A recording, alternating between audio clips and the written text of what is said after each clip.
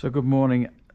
Bottom shed, bit incapacitated this week due to an eye operation, so I haven't been able to do much at all.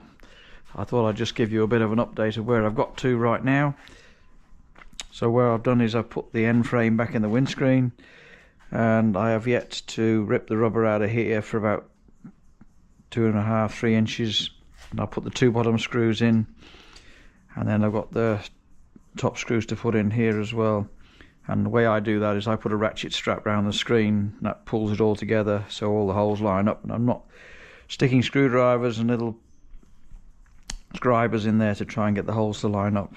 So that's the plan. Somebody asked about the rubber and how I do that, so the way I do it is I just fold it and I cut with the line of the screen at an angle. I just follow the screen through. Typically it leaves a little bit more rubber on the seal than it needs, but I can always cut that later on when I've got everything sorted out.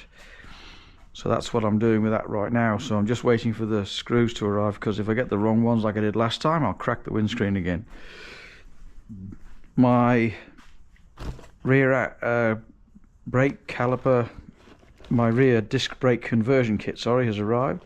So that's the pads.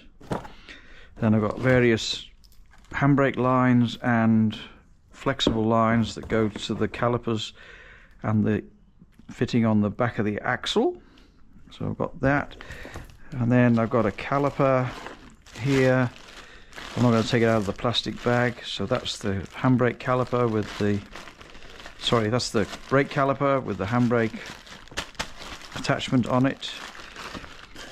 It comes also with various brackets for fitting the calipers to the rear axle and bolts, some fitting instructions, and then obviously the rear discs, which just go straight on where the old drums used to go. So that's what I've got there. That's that. So that's now waiting for me to get myself back together again. And yep, now I've got the seal for the sides of the windscreen, so I bought this in a 2 meter length. It's a lot more economical to do that than it is to purchase like individual lengths, and it leaves me a bit of spare for the other car. So I've got that, and I think that's about it really for this little segment. I bought some wheel bearings for the rear axle, so I'll replace the wheel bearings while I'm at it, so that I start off in a good place.